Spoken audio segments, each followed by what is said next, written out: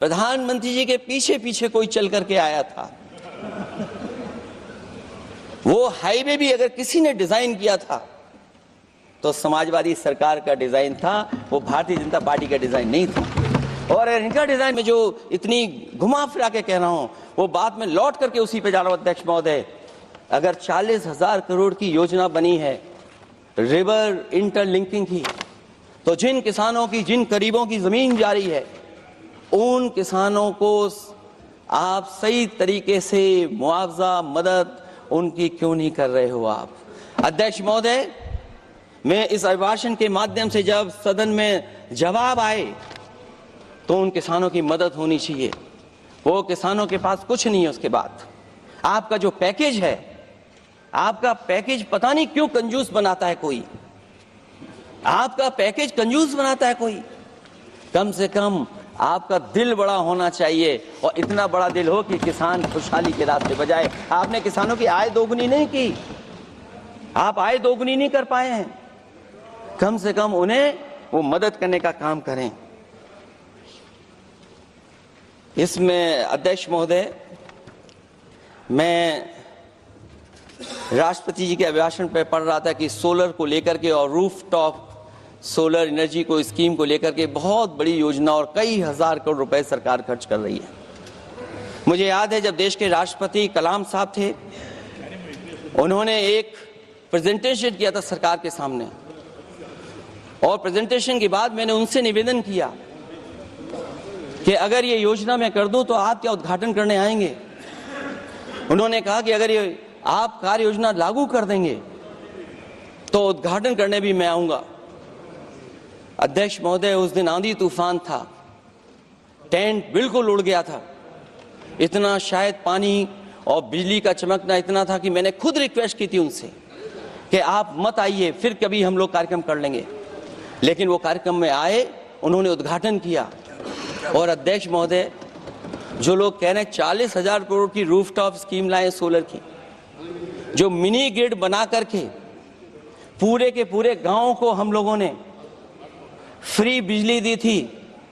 Free बिजली उनको मिलती थी 24 घंटे, उनकी चक्की चलती थी, उनका सिंचाई का पानी का इंतजाम होता था। जब तक समाजवादी सरकार रही तब तक वो योजना चलती रही, और जैसे ही समाजवादी सरकार गई, इन्हीं के लोगों ने उसका मेंटेनेंस रोक दिया।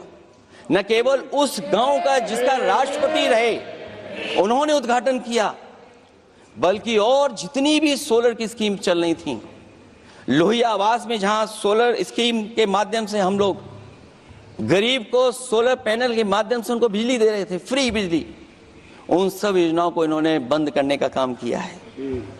सोचिए, ये वो लोग हैं जो इंफ्रास्ट्रक्चर बनाना चाहते हैं।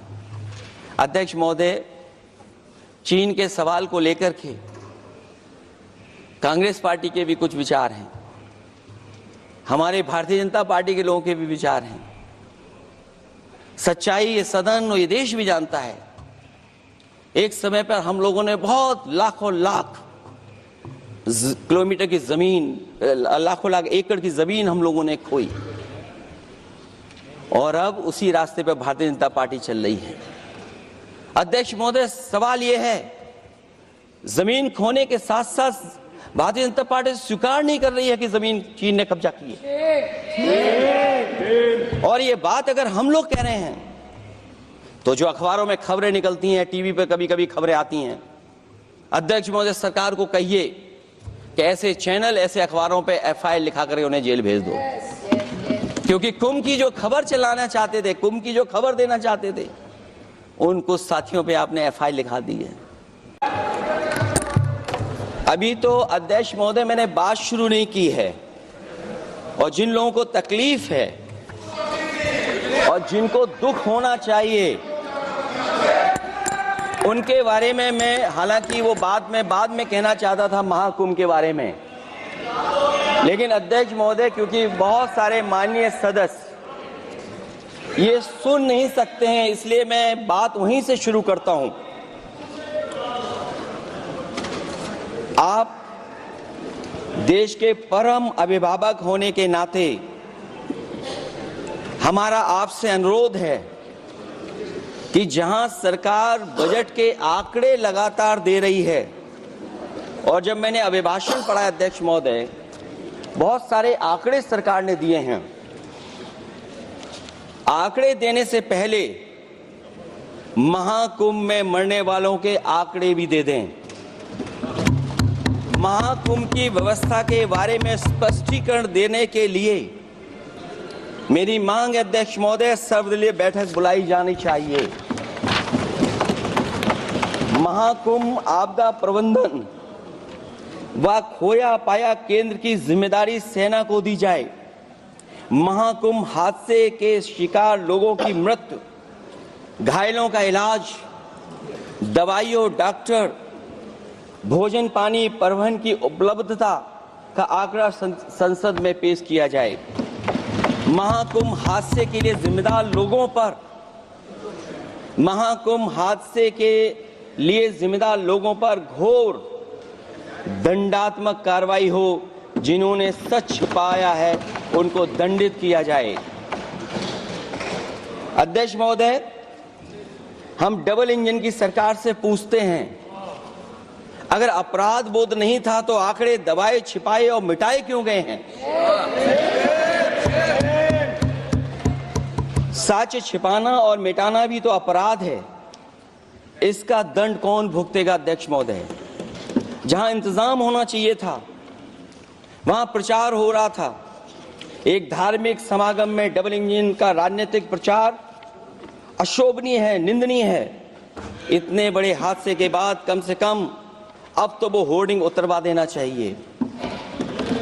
अध्यक्ष महोदय, महाकुंभ की जो तैयारी हुई, जो हम लोगों ने जाना वहां पर, महाकुंभ न केवल 144 साल के लिए ये कहा गया, बल्कि ये भी कहा गया कि पहली बार धरती पर इस तरह का डिजिटल और जो आधुनिक चीजें हैं, टेक्नोलॉजी, उसका इस्तेमाल कर करके महाकुंभ होने जा रहा है। सीसीटीवी, ड्रोन, लाइव स्ट्रीमिंग के आधार पर जिनका दावा था कि वो डिजिटल कुंभ करा रहे हैं, वो मृतकों की डिजिट नहीं दे पा रहे हैं। एक तरफ तो जो लोग डिजिटल डिजिटल डिजिटल अध्यक्ष महोदय कहने को थकते नहीं हैं, लेकिन जब कुंभ में इतना बड़ा हादसा हो गया है तो यही सरकार डिजिट नहीं दे पा रही है। हमारे अपने लोग मारे गए हैं, जिसमें परिवार का हर रिश्ता दिवंगत हुआ है। किसी की माता, किसी के पिता, किसी की बहू, किसी की बेटी, किसी का भाई बहन, चाचा चाची। बच्चों के आंकड़े तो अभी तक नदारद हैं। खोया पाया केंद्र ही लोगों को तो नहीं मिल रहा है। जो खोया पाया केंद्र था उसको भी लोग पा नहीं पा रहे, ढूंढ नहीं पा रहे। अध्यक्ष महोदय, कुंभ कोई पहली बार नहीं हो रहा है। कुंभ का आयोजन सदियों से होता आया है। हमारे पौराणिक और हमारे इतिहास के दस्तावेज ये बताते हैं कि समय समय पे जो भी सरकारें रही होंगी, जिसका भी राज रहा होगा अध्यक्ष महोदय, उसने महाकुंभ या इस तरह के कुंभ का आयोजन किया है। एक तरफ तो वो कि जो 144 साल बाद महाकुंभ होने जा रहा है, उसका इतना प्रचार किया, और मैंने तो कई टीवी इंटरव्यूज में, कई समाचार चैनलों पर ये बात सुनने में आई और सुनते रहे हम लोग कि सरकार ने 100 करोड़ लोगों के आने का इंतजाम किया है।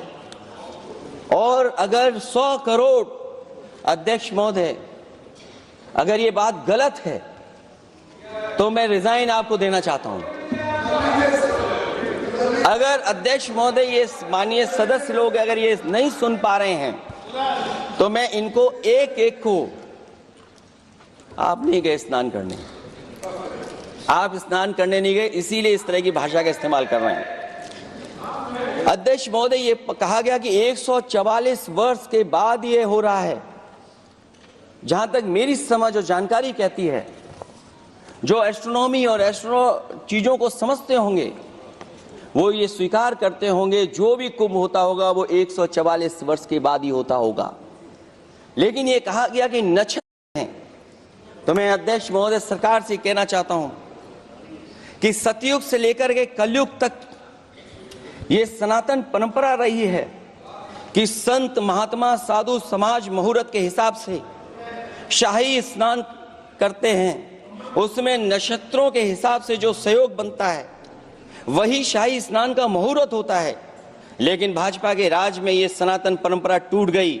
पहले सरकार ने संत समाज को शाही स्नान रद्द करने का आदेश दिया, जिससे अनादिकाल की सनातन परंपरा टूटी। और फिर जब देश भर ने ये बात उठी, देश भर में ये बात उठी, तो उन्होंने हादसे को छिपाकर फिर से आदेश दिया कि अखाड़े शाही स्नान करने जाएं।